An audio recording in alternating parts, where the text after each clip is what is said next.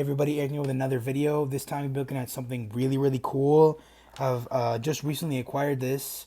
I know you guys don't get to see much of the Super Sentai side, mostly Power Rangers and Kamen Rider, but this is actually something I've been looking forward to a lot. The revival of the SH Figuarts Super Sentai line, and starting it off with none other than Zenkaiger from Kikai Sentai Zenkaiger, the 45th Super Sentai. So let's just look at the box real quick since we're here. Got the Tamashii seal of quality. You can see the figure right in there. Very nice portrait right here. A lot of nice tampagraphing. Tamashii Nation Bandai. Same thing with Zenkaiger and the image stretching across the front. We got the symbol for the team. We got some poses back here. This is a very basic figure, but this is the rebirth of the new line. Simple style and heroic action. Same thing on the same side or the other side. So let's pop this thing out and get a closer look at the contents. So here you have the figure out of the box, still in the clamshell, but some cool things about the box real quick. Since they are not using any paper instructions anymore, you can see all the contents right here. We have hands A, B, C, A through J. You guys can see here all the hands written in Japanese, what they do, some instructions right there, and how to move the articulation actually in there. I don't know if you guys can see that very well. You guys can see the instructions are in there. I would have to destroy the box and really rather not, but that's the box and here's the figure. Now let's get it out of the packaging. So here you are with the figure right out of the box, guys, and this thing is beautiful. Super Sentai doesn't really get a lot of love on my channel. It's mostly Power Rangers and Kamen Rider, but this is what got me into Toku. Like the Japanese stuff in general. This thing looks really nice.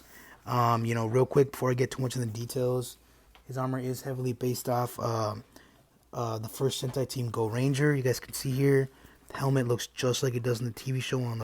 Sorry guys, like I was saying, it's based off the Go Ranger helmets. And he is the combination of all 45 Super Sentai teams. Real quick, get a basic breakdown of the colors. You got a lot of white and red here. Some really nice gold detailing. Super Sentai symbol here in the chest. Some nice rainbow patterns going along the whole bodysuit.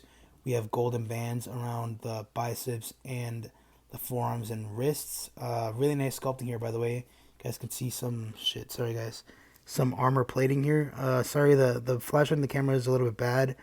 But like I said, more armor plating back here. Runs all the way through the back. More gold bands. More rainbow bands. Some more sculpted pants here. Some more golded bands sculpting on the boots. Really nice. Got those seam lines going down here as well. Armor plating on the back. Nicely done treaded boots. Actually, very surprised that they did this too. Looks really clean. And we have that really nice new cape. This is some sort of vinyl material. It is sitting a little bit weird now because I put it back in the box when I first opened it.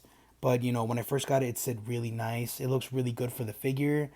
Not too clean when you look at it from this angle on the collar. But, you're never going to be looking at the figure from behind. So, either way, guys, this figure is really nice.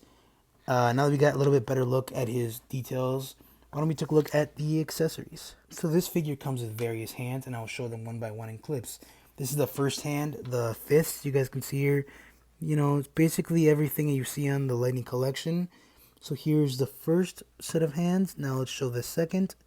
Here we are with the second pair of hands. Here we are with his expressive pose hands. We get some karate chop hands, very standard on SH.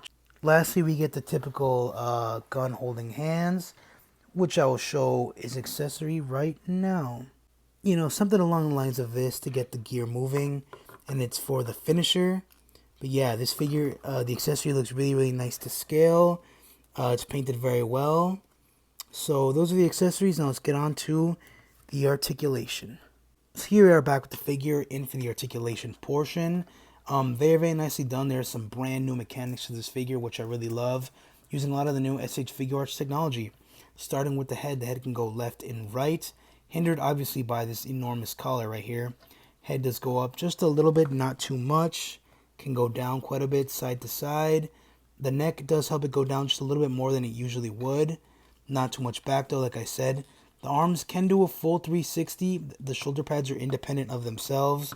If you move them, you can always get them back right here. They are independent of the shoulder. I like to keep them at this position, a little bit lower than up here though. It does break the sculpt a little bit, but I don't really care. Arms do go out about that far without moving the shoulders. The shoulder pads, normally they go out about that far. But you, like I said, you can move the shoulder pad out of the way and get it even higher, just like so. We have a bicep swivel up here where this gold band is. You guys can see the gold band can move independently, and it does swivel right there. We got a double elbow joint right there. 360 at the wrist. Hand does move around like so. It is on a ball joint.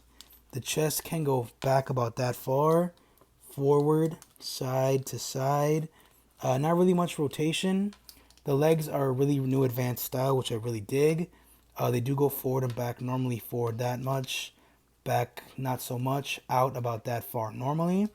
With the new drop down hip though, it can go even higher about there.